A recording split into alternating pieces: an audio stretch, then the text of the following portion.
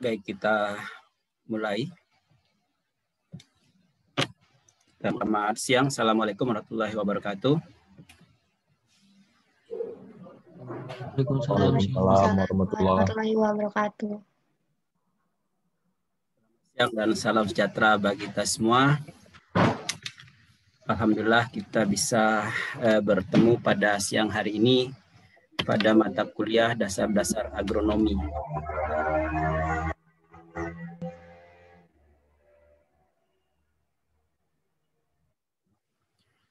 Perkenalkan, nama saya Muhammad Syukur, Guru Besar Fakultas Pertanian IPB dari Departemen Agronomi dan Hortikultura. Ya, jika ingin tahu lebih lanjut, silakan ada Instagram, Facebook, ada YouTube juga kalau ingin tahu aktivitas video dan lain sebagainya, dan juga Twitter. Ya. Nah, pada siang hari ini saya diberi amanah untuk menyampaikan dan berdiskusi tentang pembiakan tanaman. Ya.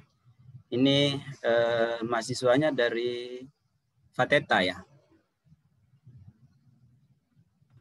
Iya Pak. Departemen? Iya Pak, Fateta. TMB. Ada beberapa kali saya membimbing mahasiswa dari TMB bersama dengan Prof. Kudang dan juga Prof. Heri ya beberapa waktu yang lalu.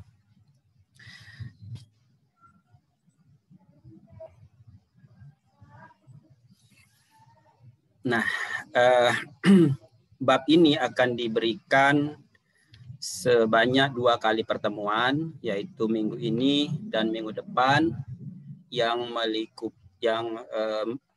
meliputi reproduksi, kemudian pembiakan seksual dan aseksual, serta sertifikasi benih dan bibit tanaman.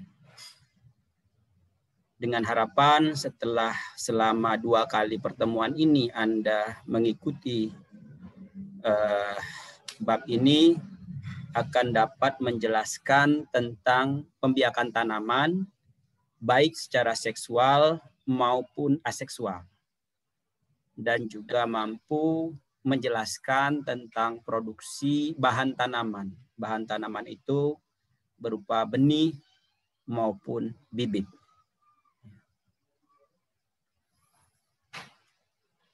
Yang disebut dengan reproduksi itu adalah rangkaian proses pelestarian dan pelipat gandaan dari sel dan organisme. Ya. Dari sel menjadi sel yang baru, dari organisme menjadi organisme yang baru. Ya. Yang bertujuan untuk mempertahankan keberadaan spesies tersebut.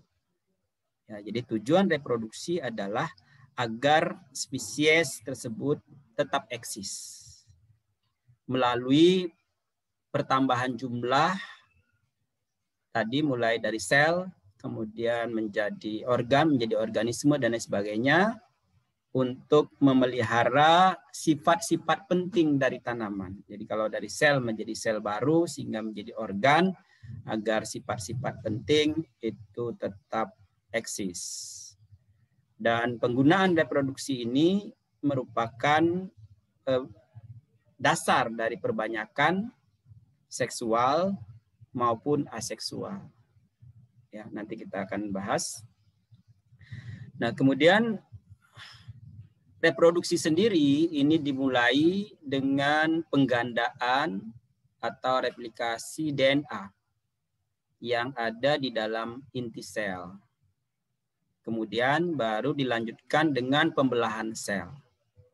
Jadi awal dari pembelahan sel itu adalah penggandaan material genetik, yaitu berupa DNA. Nah, sistem penggandaan DNA ini merupakan penggandaan informasi genetik untuk pelestarian suatu organisme atau tanaman.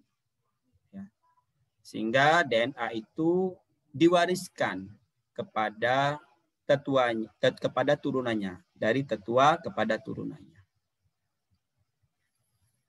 Nah, penggandaan DNA sendiri ini memanfaatkan suatu enzim DNA polimerase yang membantu membentuk ikatan antara nukleotida penyusun polimer DNA dan kemudian menjadi DNA baru. Ya. Jadi DNA baru, kemudian dari DNA baru ini membentuk sel baru. Nah, proses replikasi DNA ini itu bisa juga dilakukan secara in vitro, ya, menggunakan reaksi yang saat ini sangat terkenal namanya PCR, ya. Tes PCR itu pada tes COVID-19 itu memanfaatkan ya teknik untuk replikasi DNA ini.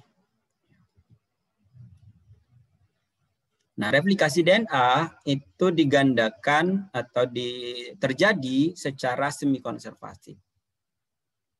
Yang mana teori replikasi DNA ini menurut Okazaki. Jadi ada bagian yang terputus ikatan hidrogennya, kemudian ada yang basa-basa nitrogen yang nyambung kembali. Jadi kalau kita lihat ilustrasinya adalah seperti ini. Ini adalah DNA-nya dan ada separuh merupakan utas cetakan dan separuh lagi adalah utas baru. Ini adalah terjadi replikasinya di dalam sel.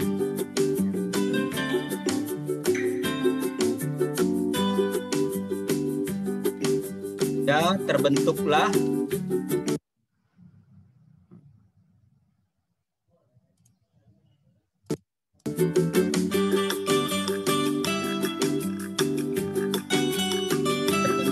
utas yang baru.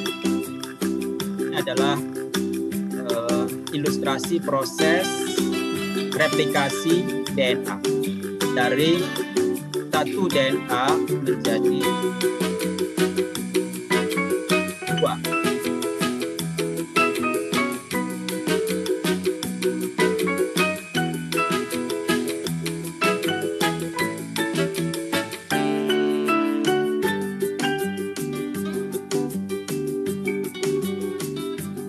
Yang disebut dengan semi konservatif.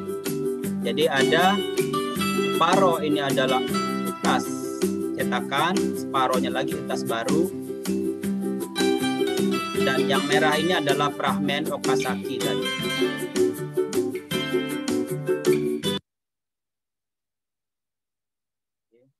Itu adalah ilustrasi replikasi, sehingga setelah replikasi berlangsung dilanjutkan dengan pembelahan sel, ya, baik itu nanti pembelahan secara meiosis maupun pembelahan mitosis. Dan dua-duanya itu awal dari perbanyakan suatu organisme. Kalau pembelahan meiosis itu awal dari perbanyakan suatu organisme melalui seksual, sedangkan mitosis itu nanti kita akan diskusikan adalah pembelahan atau perbanyakan vegetatif, ya, atau aseksual. Nah, jadi ilustrasinya dari pembelahan DNA tadi sesungguhnya ini adalah berada di tanaman dewasa. Jadi dari tanaman dewasa kemudian sel-sel yang siap untuk bereproduksi, artinya siap untuk membentuk bunga, begitu. Biasanya adalah sel-sel pucuk untuk tanaman-tanaman yang tahunan, atau kalau tanaman semusim itu adalah bagian yang paling ujung jika dia sudah siap untuk berbunga. Maka sel itu mengalami pembelahan meiosis. Ya, pembelahan meiosis. Kemudian pembelahan meiosis itu menghasilkan sel anak yang mempunyai jumlah kromosom separohnya. Ya, yang kita sebut dengan sel haploid. Nah, dari sel haploid tersebut ada yang menjadi gamet jantan, kita sebut dengan gamet ya, sel gamet jantan yang berupa polen, dan ada yang berupa gamet betina yang disebut dengan sel telur.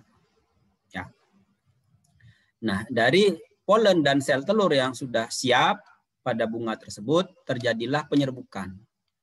Bertemunya polen, ya, jatuhnya polen di kepala putik, kemudian polen nanti akan berkecambah, dan kemudian terjadilah pertemuan antara sel kelamin jantan dan sel kelamin betina yang disebut dengan pembuahan.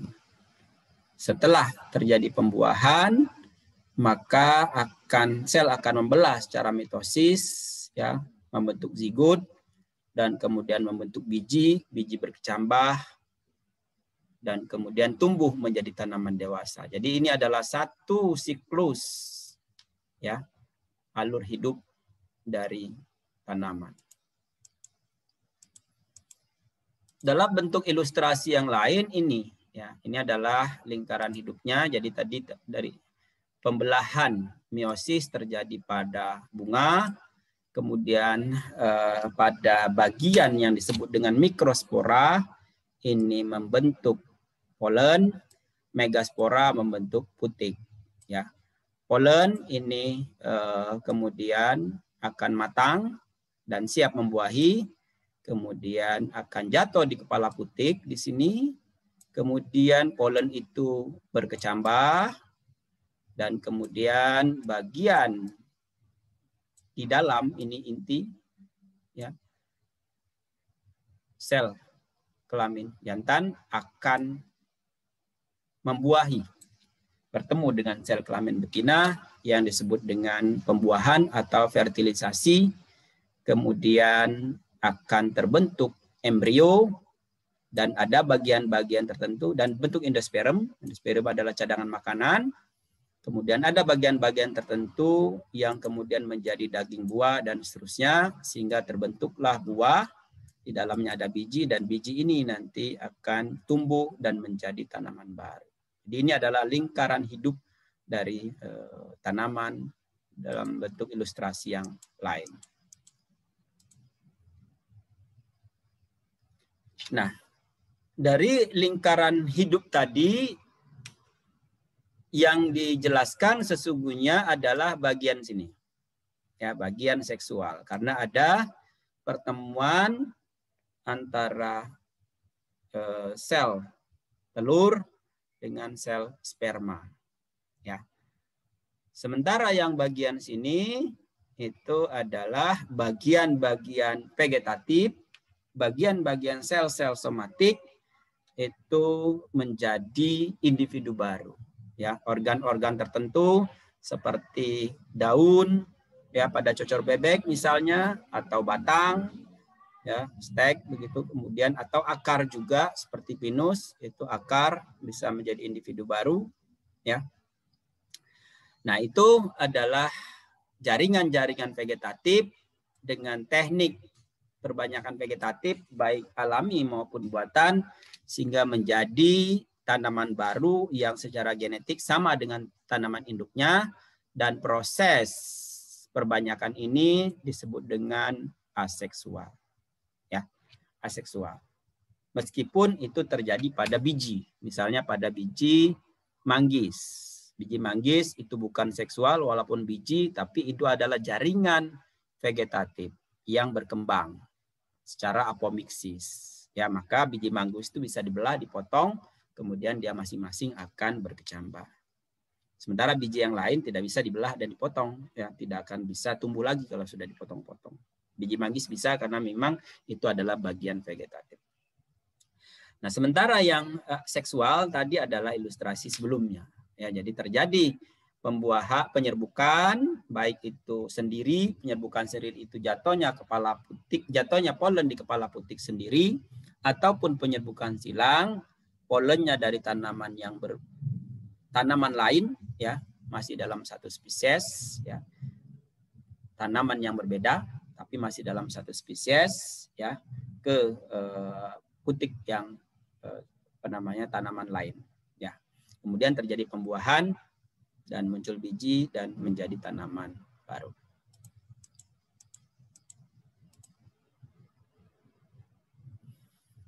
Nah, jadi ada dua reproduksi tadi, seksual dan aseksual, ya.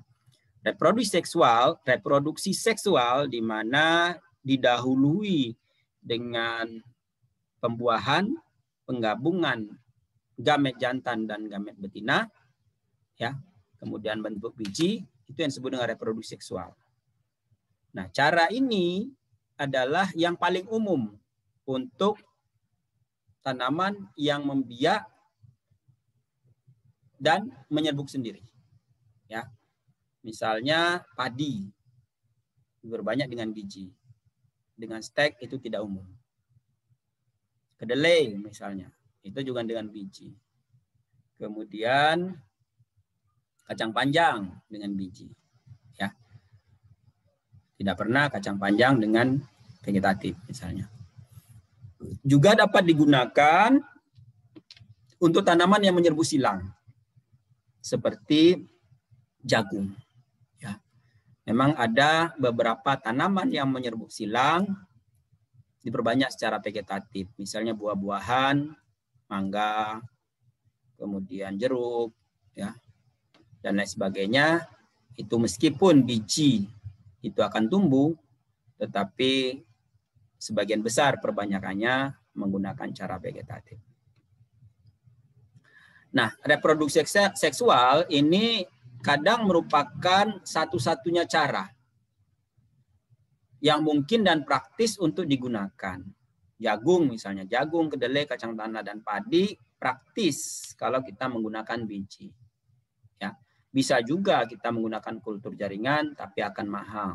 Ya, masih lebih mudah menggunakan biji karena biji itu relatif murah dan kemudian bisa disimpan lama, tidak voluminous dan mudah untuk transportasi. Kalau ada pertanyaan langsung saja apa yang ingin ditanyakan dan apa yang ingin didalami. Nah, keuntungan perbanyakan seksual itu adalah cara yang paling murah. Kemudian mudah dalam penyimpanan, saya sudah sampaikan tadi, untuk jangka waktu lama, misalnya benih ortodoks. Benih ortodoks itu adalah benih yang dapat disimpan pada kadar air rendah. Ya, misalnya 10 persen, ya. Jadi kadar air 10% dia masih bisa bertahan sampai tahunan. Itu namanya benih ortodoks, ya. Murah, mudah untuk disimpan dengan biji. Sementara kalau vegetatif, ya, mungkin tidak murah. Karena misalnya kalau dengan stek itu kan memerlukan banyak organ tanaman. Dan juga tidak bisa disimpan, harus segera ditanam. Dan voluminous. Ya. Jadi sekali lagi keunggulannya adalah ini cara yang paling murah, kemudian dan mudah dalam penyimpanan dalam jangka waktu lama. Sementara kelemahan itu adalah ada tanaman-tanaman tertentu yang mungkin terjadi yang disebut dengan segregasi untuk tanaman heterozigot. Ada perbedaan fenotip, perbedaan penampilan karena perbedaan genetik. Misalnya, kalau kita menanam mangga dengan menggunakan biji, maka bisa jadi hasilnya nanti tidak mirip dengan induknya karena adanya segregasi tersebut. Ya, jadi agar mirip dengan induknya kita tanam menggunakan cara vegetatif, stek, okulasi dan lain sebagainya. Ya. Jadi itu segregasi namanya yang menyebabkan Kalau mangga itu ditanam, mungkin saja tidak sama lagi dengan induknya. Dan kemudian biasanya tanaman-tanaman tahunan, kalau dia menggunakan biji, umur berbuahnya lebih lama.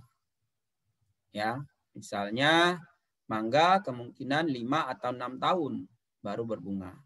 Sementara baru berbunga dan berbuah ya. Sementara kalau secara vegetatif mungkin 2 sampai 3 tahun sudah mulai berbuah. Ya. Nah, untuk kentang kalau diperbanyak dengan biji bukan hanya tidak seragam karena ada segregasi tadi, tapi juga umbinya masih kecil-kecil kalau dengan biji. Ya. Jadi kalau dengan biji ditanam, umbinya kecil, umbi itu ditanam kembali, baru ukurannya menjadi besar. Jadi tidak umum untuk kentang itu diperbanyak dengan biji, karena akan menghasilkan umbi yang kecil-kecil. Tadi sudah disampaikan bahwa reproduksi seksual pada tanaman didahului dengan pembentukan gamet jantan dan gamet betina. Ya. Dan pembentukan gamet ini dimulai dari pembelahan sel, yaitu pembelahan meiosis yang menghasilkan reduksi kromosom. Ya. Adanya pembelahan meiosis ini menyebabkan sel-sel anak itu mengalami reduksi kromosom menjadi separohnya. Dengan demikian, ketika gamet jantan yang berisi separuh kromosom dari sel induk tadi dan gamet betina yang berisi separuhnya juga, ketika bertemu maka jumlah kromosom akan utuh kembali. Dengan demikian, maka pembelahan meiosis dan juga reproduksi seksual ini mempertahankan jumlah kromosom dari generasi ke generasi. Ya. Dengan adanya pembelahan meiosis yang menyebabkan separuh itulah, maka jumlah kromosom akan selalu sama. Ya. Kalau tidak ada meiosis, maka bisa kita bayangkan pada manusia misalnya. Kalau Adam adalah manusia pertama, itu kalau tidak ada proses ini, maka jumlah kromosom akan bertambah 2 kali lipatnya setiap generasi.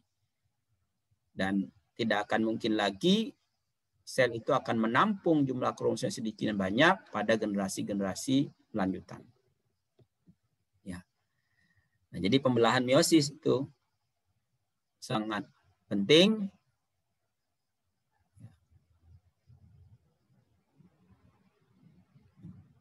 Ini This diploid cell contains 2 sets of 3 chromosomes. Mitosis is preceded by DNA synthesis in S phase of the cell cycle. Each chromosome is replicated. The nuclear membrane breaks down and spindle fibers appear. The sister chromatids line up at the equatorial plane and spindle fibers attach to each centromere. Sister chromatids are separated as the spindle fibers pull them toward opposite poles. The cell divides and a nuclear membrane reforms around each daughter nucleus. The result is 2 identical daughter cells. Maaf, saya salah insert. Ini pembelahan mitosis harusnya minggu depan. Pembelahan meiosis yang harusnya di-insert ya. Jadi ini adalah pembelahan mitosis. Pembelahan meiosis itu menjadi sel-sel turunannya itu menjadi separohnya. Ya. Saya coba insert dulu.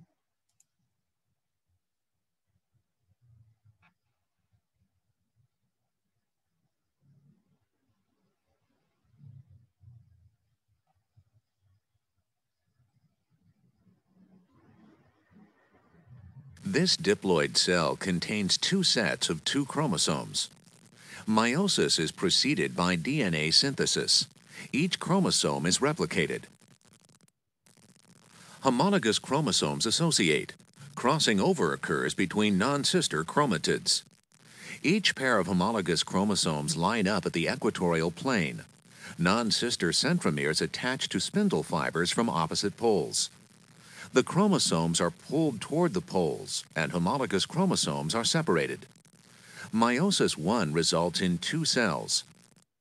Meiosis II is similar to mitosis. The pairs of sister chromatids line up at the equatorial plane. The sister chromatids separate as they are pulled toward opposite poles. Overall, the 2 divisions of meiosis produce 4 cells, each containing the haploid number of chromosomes. Ya, jadi ini menghasilkan jumlah kromosom yang separohnya tadi saya katakan. Ya, sebelum saya lanjutkan, saya ingin cek apakah teman-teman mendengarkan suara videonya. Dengar, Pak. Dengar, Pak. Dengar, Pak. Ya. Baik, tadi sudah saya setel agar bisa suaranya masuk. Ya. Nah, ini adalah pembelahan meiosis, di mana tadi jumlah kromosom itu 4, kromosom sel induknya, dan menghasilkan jumlah kromosom sel anaknya 2, separuh. Ya, sel-sel inilah nanti yang akan membentuk gamet, yang akan membentuk polen kalau pada mikrospora, yang akan membentuk sel telur kalau pada megaspora. Ya, jadi didahului dengan pembelahan meiosis ini. Pada tanaman, sel-sel yang mengalami pembelahan meiosis tentu adalah sel-sel yang nanti akan terbentuk bunga. Tadi pada tanaman tahunan mungkin di pucuk, di bagian yang akan membentuk bunga. Tidak, bunga itu tidak harus ada di pucuk, ya. Ada juga bunga itu ada di akar, misalnya pada tanaman tertentu atau di batang. Nah, jadi tidak bisa sel-sel lain yang mengalami meiosis. Jadi sel yang mengalami meiosis itu nanti akan menjadi gamet dan kemudian menjadi polen atau sel telur. Ya, sehingga ini adalah ilustrasi proses pembentukan gamet. Pada gamet jantan, di dalam anter ini sel yang disebut dengan sel induk mikrospora, diploid. Ya, jadi ini ilustrasinya adalah tanaman diploid, membelah secara meiosis 1 dan menghasilkan sepasang sel haploid. Pada meiosis 2 menghasilkan 4 mikrospora haploid yang berkelompok membentuk tetrad. Ya. Nah, jadi ini tadi, saya ulangi lagi ya. This diploid cell contains 2 sets of 2 chromosomes. Meiosis is preceded by DNA synthesis. Each chromosome is replicated. Homologous chromosomes associate. Crossing over occurs between non-sister chromatids. Each pair of homologous chromosomes line up at the equatorial plane. Non-sister centromeres attach to spindle fibers from opposite poles. The chromosomes are pulled toward the poles, and homologous chromosomes are separated. Meiosis I results in 2 cells. Ini adalah Meiosis II is similar to mitosis. The pairs of sister chromatids line up at the equatorial plane. The sister chromatids separate as they are pulled toward opposite poles. Overall, the 2 divisions of meiosis produce 4 cells, each containing the haploid number of chromosomes.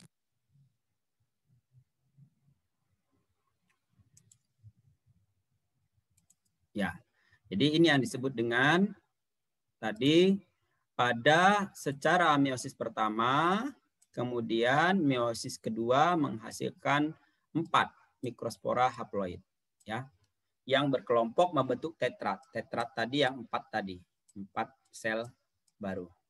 Ya. Nah, setiap mikrospora akan mengalami karyokinesis dan pembelahan inti. Nah, jadi ini 1, ya, sehingga menghasilkan 2 inti haploid, yaitu 1 inti dinamakan inti saluran serbuk sari dan 1 inti generatif. Jadi dia akan membelah secara mitosis. Tadi pembelahan mitosis sudah saya perlihatkan secara tidak sengaja.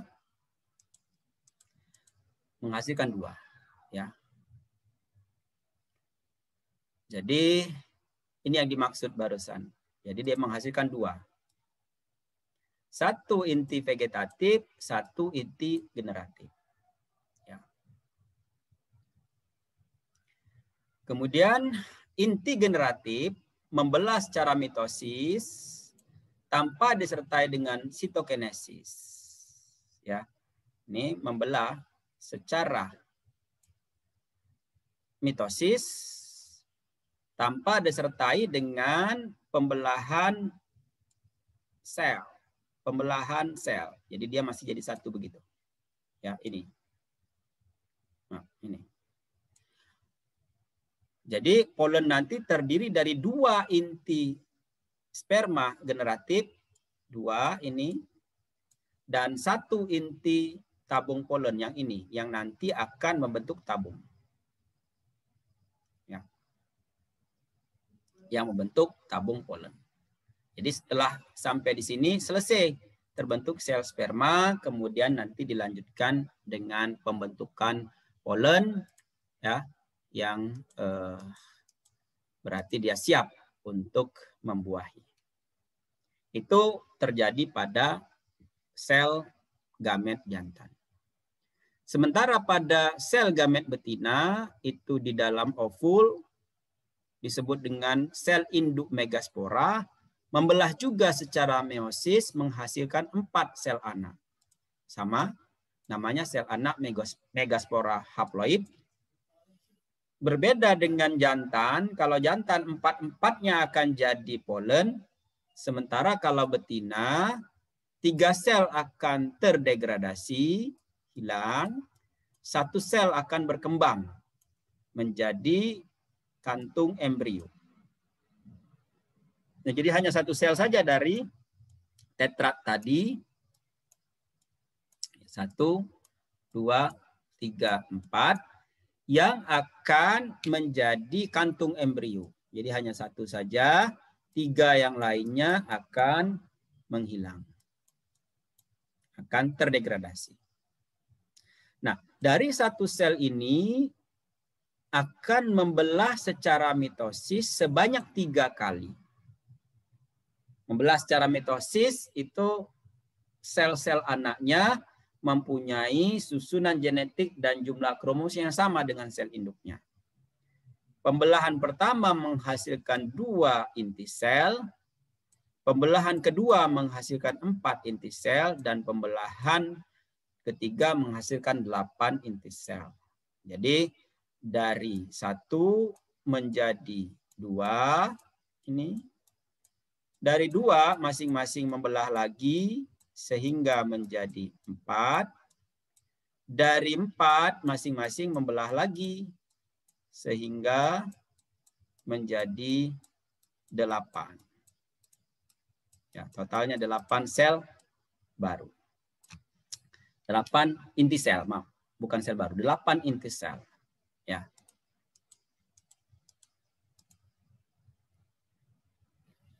Lalu letak 8 inti tadi telah diatur yang terbagi ke dalam kelompok. 3 kelompok. Yaitu kelompok pertama terdiri dari 1 sel telur dan 2 inti sinergik yang di dalam kantung embrio terletak pada bagian ujung dekat mikrofil, dan ini adalah inti sel yang akan dibuahi. Inti sel telur nanti akan dibuahi, ya. 2 inti sinergik ini akan mendampingi inti sel telur. 1 adalah untuk tempat peleburan, 1 lagi itu betul-betul hanya mendamping. Kelompok kedua adalah 2 inti polar terletak di bagian tengah kantung embrio. Ini juga dibuahi, ini dibuahi, ini dibuahi. Tadi kita masih ingat bahwa sel mikrospora untuk yang jantan ada 2 titik, 2 inti. 2 inti itu nanti akan membuahi inti sel telur dan akan membuahi inti polar yang disebut dengan double fertilisasi atau pembuahan ganda. Ya. Inti sel telur nanti akan menjadi embrio. Ya, sementara 2 inti polar yang dibuahi oleh sel sperma itu akan menjadi endosperm, cadangan makanan bagi tanaman. Kelompok ketiga itu apa? 3 antipodal yang berada paling ujung dari kantung embrio. Ya, jadi kalau kita lihat ilustrasinya adalah ini. Dari 1 itu menjadi 2, dari 2 menjadi 4, ya. Dari 4 menjadi 8. Nah, ini adalah 1 inti sel telur, 2 adalah sinergik, kemudian 2 ini adalah inti polar, dan ini adalah sel antipoda. Maka totalnya 8. Dari 1 sel induk megaspora itu menjadi 8 inti sel. Ya. Setelah selesai ini, maka dia siap untuk menerima sel sperma. Nah, jadi sel sperma sudah siap, sel telur sudah siap, maka berikutnya adalah ya penyerbukan, di mana polen ya yang berisi sel sperma itu jatuh di kepala putik dari bunga ya yang disebut dengan penyerbukan. Jadi penyerbukan itu adalah jatuhnya serbuk sari di kepala putik. Selanjutnya kepala putik sudah siap untuk menerima polen. Ya, kepala putik yang sudah siap menerima polen itu dicirikan dengan ada cairan madu lengket. Yang pertama dia dapat memerangkap polen sehingga polen tidak lepas.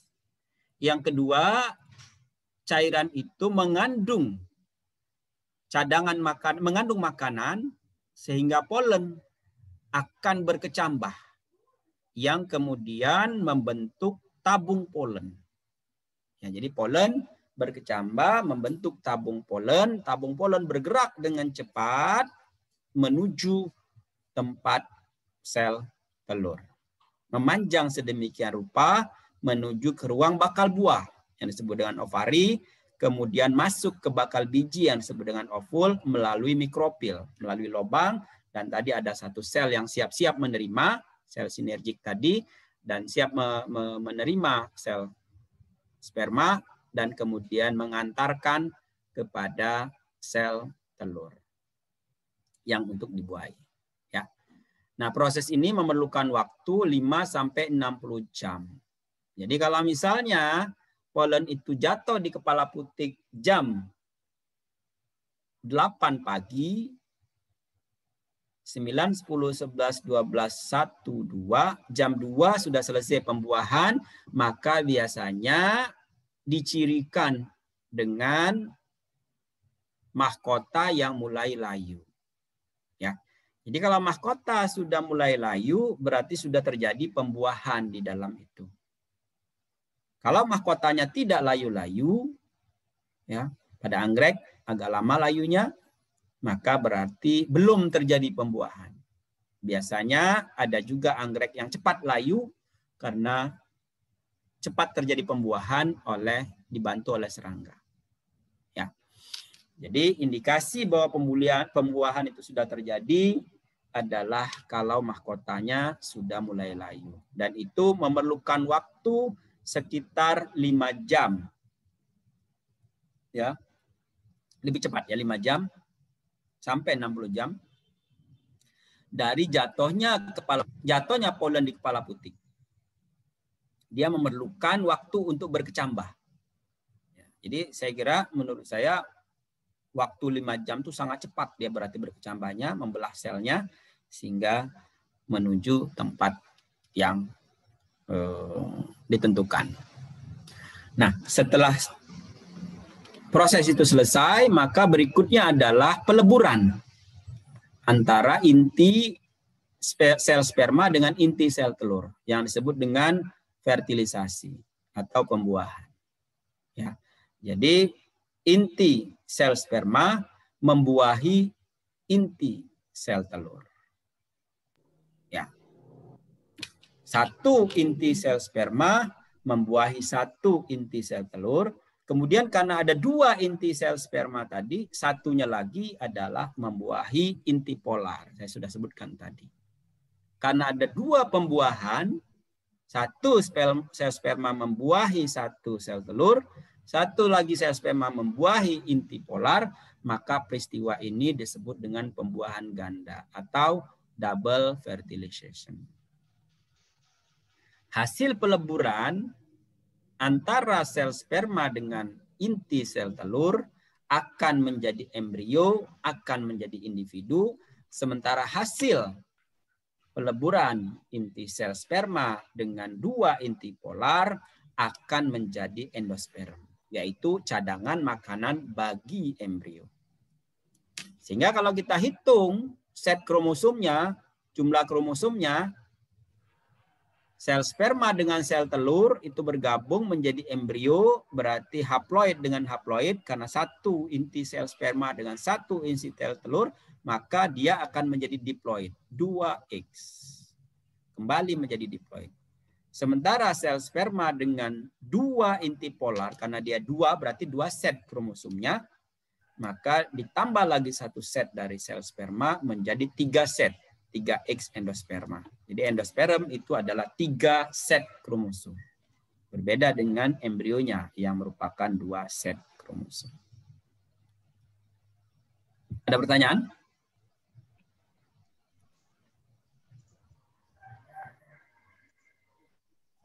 Silakan dibuka audionya kalau mau tanya.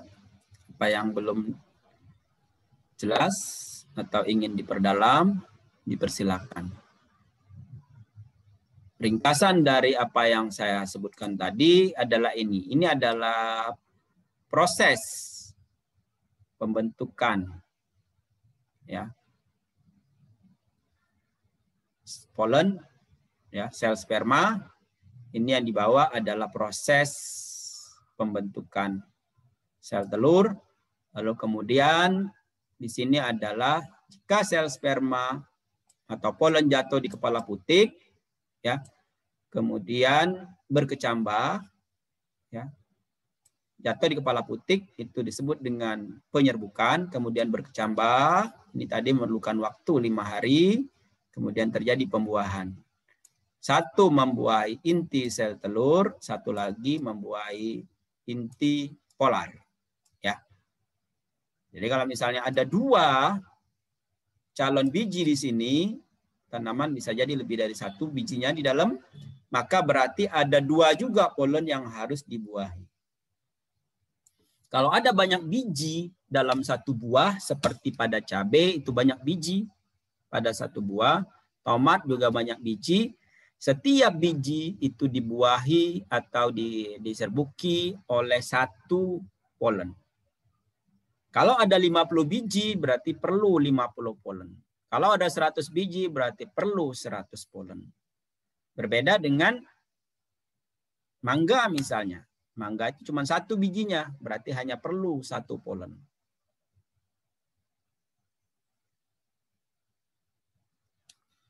Padi misalnya, 1 bulir hanya perlu 1 polen. Jagung 1 biji dalam 1 tongkol banyak biji, berarti dalam 1 tongkol perlu banyak polen. Ya, itu kira-kira. Ada pertanyaan? Izin bertanya Pak. Silakan. Fungsi sinergit apa Pak? Nah, bagus pertanyaannya, Mbak. Kalau misalnya ada pagar ayu, lalu ada pasangan pagar ayu gitu, pagar betis gitu. Pagar ayu itu fungsinya untuk apa? Untuk ngejaga sih Pak, enggak ngejaga juga Pak. Nerima tamu, jaga-jaga kan, nerima tamu. Apa ya? Enggak ngejaga juga sih Pak. Pagar ayu kan lebih kecil biasanya. Orang-orang yang nerima tamu itu kan bagian dari itu kan pagar ayu. Iya. Ya? Oh iya. Itu sebetulnya dia hanya menerima tamu kan, mengantarkan ke tempatnya. Mirip sebetulnya kita mencontoh dari proses ini. Ada orang berdiri di sana berjejer gitu ya, hanya untuk mengantarkan si pengantin. Jadi kita kalau orang nikahan kan ikut ngantar aja kan. Fungsi kita apa di situ? Kalau kita nggak datang, mereka tetap kawin, ada KUA. Yang penting ada KUA, ada saksi, selesai kan? Kita nggak penting-penting amat di situ sesungguhnya kan? Nah, itu kira-kira seperti itu fungsi sel sinergik. Bahkan antipoda. Antipoda itu kan di atasnya itu yang ini nih. Ini kan sama sekali tidak berfungsi apa-apa. Ya. Miriplah kalau pagar Ayu di sebelah sana foto-foto aja begitu. Hampir tidak ada fungsinya gitu ya, sama sekali. Iya, oke, Pak. Dikasih batik pula gitu kan ya. Iya, Pak. Hampir tidak berfungsi sebetulnya, tapi kan meriah jadinya. Ini kan proses ini kan harus dibuat gembira gitu ya, karena bertemu sel telur dengan sel sperma itu kan harus bertemu, mereka harus dibuat gembira kalau pada manusia kan, agar proses pertemuan itu berjalan dengan lancar. Kira-kira begitulah dalam proses ini. Dan kenyataan dalam kehidupan kita ini mirip-mirip dengan terjadi pembuahan di sini. Sesungguhnya begitu. Ya. Ada sel-sel yang hampir tidak berfungsi di sana. Jadi yang berfungsi di sini hanya inti polar karena nanti akan menjadi endosperm dan inti sel telur. Nah, gitu. Yang tengah-tengah itu. Ya. Sementara yang 1, 2, 3, 4, 5 itu nggak ada fungsinya. Dia melebur hilang begitu saja. Apalagi bagian yang di paling depan. Bagian paling depan itu hanya mengorbankan diri saja. Ketika datang sel sperma masuk, dia melebur langsung hilang, membuat pintu, membuat jalan. Gitu kira-kira. Ya. Bagus ya. Pak. Bagus pertanyaannya. Makasih, ya. Pak. Menjiwai banget, Pak. Menjiwai banget gitu ya. Jadi contohnya adalah pada saat pernikahan lah, hajatan gitu. Nah, mari kita lihat ilustrasi yang lebih lengkap melalui video ini. Akan sangat jelas terjadi.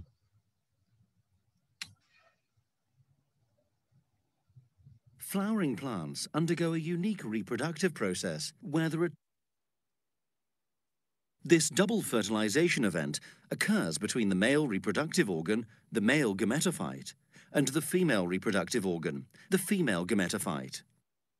Before the fertilization event can occur, the ovule has to undergo some changes. At present, the ovule contains one reproductive cell, known as the megaspore or mother cell. This cell is diploid and undergoes meiosis, producing 4 haploid megaspores. In the majority of species, 3 of these megaspores degenerate, leaving only 1 surviving megaspore.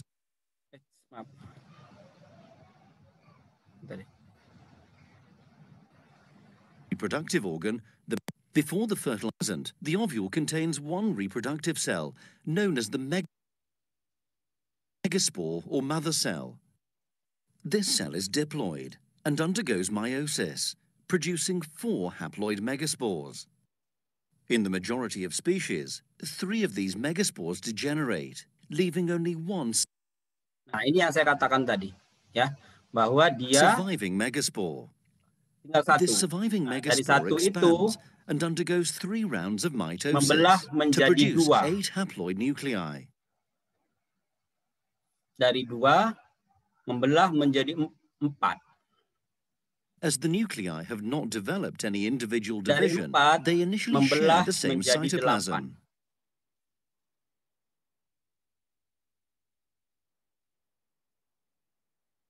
Nah, jadi tepat This posisinya complete masing-masing. structure is known as the embryo sac. Within the established embryo sac, Dan harus ikhlas ya, siapa yang akan jadi pengantinnya, yang lain-lain menjadi apanya juga harus ikhlas. Nggak ada, ini acak ya. cell walls begin to form between most of the nuclei. 3 cells named antipodal cells form opposite the opening of the ovule, known as the micropyle. Another 3 cells form above the micropyle. 2 of these are synergids, and the other is the egg cell. This leaves 2 nuclei in the center of the ovule. Jadi ini adalah yang akan dibuahi menjadi embrio. 2 yang di tengah ini menjadi sel inti polar ini akan 2 itu akan menerima 1 lagi pembuahan menjadi endosperm. These central nuclei remain together Dalam in kondisi one begini dia large siap cell. untuk dibuahi. It is the egg cell and this central nucleate cell which will eventually become part of the double fertilization event. In order for the double fertilization event to occur, the male gametes, the sperm, must travel from the anther to the embryo sac within the female reproductive organ. The pollen grain contains two main cells. A cell named the tube cell makes up the bulk of the pollen grain, ada dua and the sel, sperm cell, sel which at this vegetatif dan stage sel is generatif. known as the generative cell. To reach the embryo sac, a pollen grain must land on the Ketika dia sudah stigma. matang akan lepas dan nempel di kepala putik. Terjadilah penyerbukan. Nih, nempel di kepala Once putik. landed, it begins. Nah, mari kita lihat. Ini adalah sel vegetatif. Sel vegetatif ini berperan untuk membuat tabung. Sementara sel generatif yang satu membelah menjadi dua tidak boleh pisah. Ini dua ini tidak boleh pisah dulu. Karena kalau pisah nanti ketinggalan. To germinate. Karena dia ada The tube proses cell forms a long structure down the style and into the ovary. Saya katakan tadi ini dari ujung sana nanti dia terus membelah sampai kepada Generative cell travels tempatnya. behind the tube cell nucleus. Ini memerlukan waktu 5 jam. Bisa dibayangkan itu. Dua tadi tidak boleh terpisah ya. Kalau terpisah itu khawatir dia ini terlalu jauh antara satu sel sperma dengan sel sperma yang kedua. Near the ovary, it divides by setelah siap baru dia mitosis to lepas. produce two haploid sperm cells. Ya. Satu The lagi pollen membuah tube ini, reaches lihat the masuk ya. micropyle Ini ya. and releases the sperm Jadi saya katakan ini dia melebur hanya untuk membuat tempat lewat saja. cells into the embryo sac. One of the two sperm cells fertilizes Dia the egg cell. membuahi begitu. Satu kali membuahi, itu membuahi untuk calon embrio. This Satu produces lagi a diploid zygote, which will membuahi become the embryo. The other sperm cell moves up and fuses with both of the central nuclei, forming a triploid cell. Nah, dua-dua ini tidak boleh terlalu berjarak. Karena ketika embrio ini sudah sel telur sudah ketemu dengan sel sperma, dia akan mengaktifkan penutupan pintu. Semua pintu-pintu harus ditutup agar tidak ada lagi sel sperma yang masuk. Kalau sperma ada yang masuk nanti membuahi lagi, jadi pembuahannya amburadul. Sehingga sel sperma yang satu tadi tidak boleh berada di luar, dia harus masuk dulu, baru pintu ditutup. Nah, jadi ketika pembuahan berhasil, This unusual triploid cell, maka semua proses pembuahan lagi itu sudah terhenti, tidak boleh ada lagi, dan dia mengaktifkan zat pengatur tumbuh untuk pembesaran buah, untuk membuat cadangan makanan bagi manusia, bagi orang lain sebetulnya, bukan makanan bagi dia, itu berupa daging buah, kemudian ada yang berupa jadi kulit, ada dan sebagainya. develops into an endosperm and serves as the embryo's food supply during early development. It is only angiosperms, flowering plants, which have this double fertilization characteristic, where a diploid zygote and a triploid endosperm form. Gymnosperms, pines, tracheophytes, ferns, and non-tracheophytes, mosses, lack this double fertilization feature. Kira-kira itu ilustrasinya. Dan ini ilustrasi dalam bentuk dan ini adalah proses lanjutannya. Jadi setelah terjadi pembuahan, ya, ini pollen tube tadi terjadi pembuahan, lalu berikutnya adalah perkembangan embrio. Bagaimana embrio itu berkembang? Tapi sebelum embrio berkembang, dia akan mengaktifkan zat pengatur tumbuh. Zat pengatur tumbuh yang diaktifkan adalah zat pengatur tumbuh berupa etilen yang nanti akan menggugurkan mahkota. Karena mahkota tidak lagi akan difungsikan. Mahkota itu kan berfungsi kalau dia bentuknya indah, apalagi mengeluarkan aroma, itu berarti memancing serangga untuk membantu penyerbukan. Karena itu tidak dibutuhkan lagi, maka dia akan rontokkan, mengaktifkan etilen. Gitu. Ya. Kemudian mulailah dia embrionya membesar, kotiledon juga membelah dengan drastis, dengan cepat begitu. Kotiledonnya membelah cepat. Kemudian bagian-bagian juga cepat sekali membelah sehingga dalam sehari 2 hari itu calon biji, calon buah itu putik itu sudah mulai kelihatan. Kalau pada cabai dalam 2-3 hari itu sudah 1 cm ukurannya. Berarti kan pembelahannya cepat sekali. Ya. Dalam sel-sel normal itu 1 kali pembelahan adalah 24 jam. Kalau ini kemungkinan akan kurang daripada itu. Nah, jadi setelah terjadi pembuahan, maka bakal buah bersama dengan bagian-bagian akan mengalami perubahan bentuk. Seperti inti sel telur akan menjadi zigot, 2 buah inti polar tadi menjadi endosperm, nucellus akan menjadi perisperm ya. Selaput dalam bakal biji menjadi kulit biji sebelah dalam. Selaput luar bakal biji menjadi kulit bakal biji sebelah luar. Bakal biji itu menjadi biji, daun buah akan menjadi kulit buah, bakal buah menjadi buah. Nah, jadi semua perannya semua diaktifkan ketika sel telur bertemu dengan sel sperma. Tapi kalau sel telur tidak bertemu dengan sel sperma, ya, maka yang terjadi adalah aktivasi daripada etilen pada tangkai putik. Sehingga dia langsung rontok, bunganya langsung rontok. Ya. Jadi dia akan mengaktifkan sistem untuk menggugurkan bunga. Karena sel telur sudah tidak siap lagi, sel telur sudah habis masanya, dan jangan sampai ada sel sperma yang membuahi karena sel telur sudah tidak siap lagi. Maka semua itu harus dirontokkan dengan mengaktifkan etilen pada tangkai putik.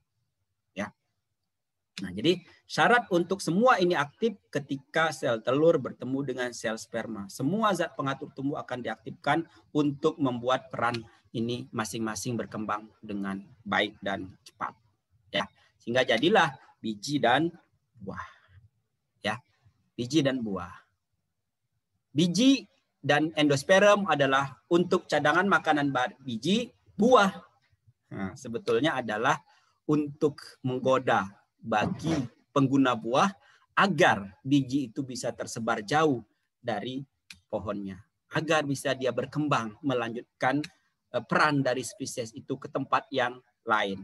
Ke penyebaran menjadi lebih luas dan lain sebagainya. Itulah peran biji, peran buah. Ya.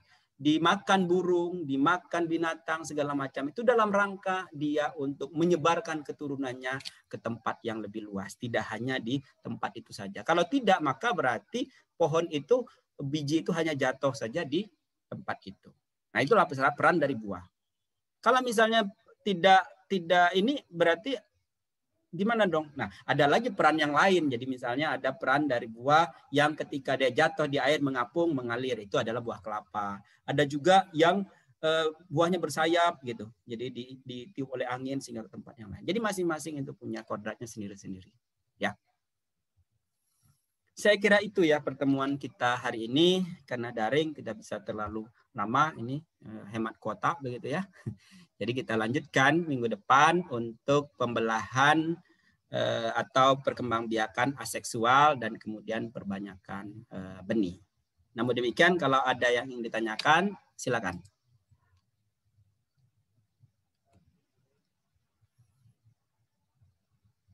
Tidak ada? Proses kuliah ini direkam dan nanti saya akan upload di YouTube. Kemudian Anda yang tidak bisa mendengarkan dengan sempurna karena kendala sinyal bisa diulang lagi nanti penjelasannya melalui YouTube ya. Termasuk kita diskusi tadi juga akan terekam di YouTube ya. YouTube-nya akan bebas, bisa diakses oleh siapa saja begitu ya. Dan mudah-mudahan bisa membantu Anda semua, membantu kita semua dalam memahami materi ini. Terima kasih atas perhatian Anda semua. Mohon maaf atas segala kekurangan. Wassalamualaikum warahmatullahi wabarakatuh. Selamat siang dan salam sejahtera bagi kita semua. Waalaikumsalam warahmatullahi wabarakatuh. Terima kasih, Pak. Terima kasih, Pak.